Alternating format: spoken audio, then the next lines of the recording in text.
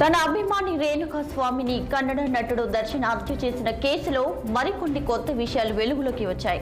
Murder చేసిన తర్వాత ఆధారాలను మాయం చేసేందుకు అన్ని రకాల ప్రయత్నాలు చేశాడని పోలీసుల దర్యాప్తులో వెల్లడైంది. సాక్ష్యాలు ఎవరికీ దొరకకుండా చేసే వ్యవహారంపై ఖర్చు పెట్టేందుకు తన స్నేహితుడు బీజేపీ నేత మోహన్ రాజ్ వద్ద దర్శన్ 40 లక్షల రూపాయలు అప్పు చేశారని విచారణలో బహిర్గతమైంది. పోలీసుల సోదాల్లో నటుడు దర్శన్ కు సంబంధించిన నివాసాల్లో దాదాపు 40 లక్షల రూపాయలు లభ్యమయ్యాయి.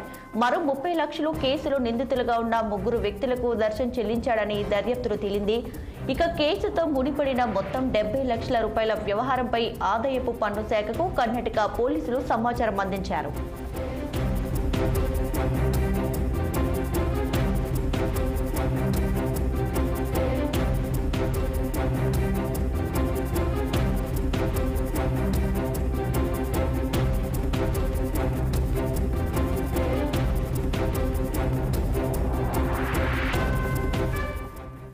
తన అభిమాని రేణుకా స్వామిని కన్నడ నటుడు దర్శన్ హత్య చేసిన కేసులో మరిన్ని కొత్త విషయాలు వెలుగులోకి వచ్చాయి. మర్డర్ చేసిన తర్వాత ఆధారాలను మాయం చేసేందుకు అన్ని రకాల ప్రయత్నాలు చేశాడంటూ పోలీసుల దర్యాప్తులో వెల్లడైంది.